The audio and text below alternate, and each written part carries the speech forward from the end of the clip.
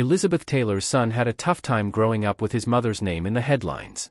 Christopher Wilding, the star's son with her second husband, Michael Wilding, appears in the new 3-part BBC documentary series Elizabeth Taylor, Rebel Superstar. In episode 2, which premiered on October 4, he discusses what it was like when his mother was receiving intense media attention for her passionate romance with Richard Burton. Related, Joan Collins dated Elizabeth Taylor's abusive first husband Conrad Nicky Hilton Jr. It was quite volatile. Taylor and Welsh actor fell for each other while filming their roles as Cleopatra and Antony in the 1963 film Cleopatra, despite being married to others at the time. Burton ended his marriage to first wife Sybil Williams in 1963, while Taylor would split from Eddie Fisher, who had left his first wife, Debbie Reynolds, for Taylor, in March 1964. I understood the attention they got because they were kind of this weird phenomenon. After a certain point, there was no way to avoid the media interest. It was just too juicy a story. It was a drag. It was a huge drag, Wilding recalls.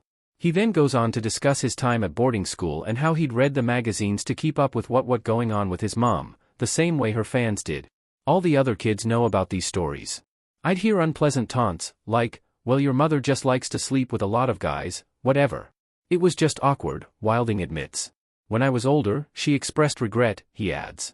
She felt like she hadn't been a great mom. But I felt like she was a good mother. It wasn't easy to do. Taylor's granddaughter Naomi Wilding also appears in the docuseries, and she says she believes the attention was addictive for her grandmother. From the youngest age, all of her validation came about from that visibility. She created celebrity the way that we see it now.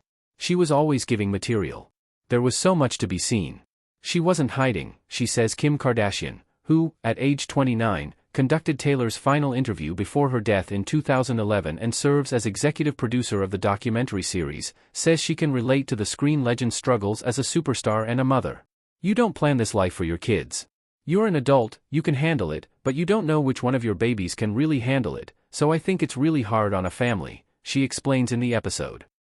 I think when people open themselves up to that scrutiny, it's really hard just on your soul.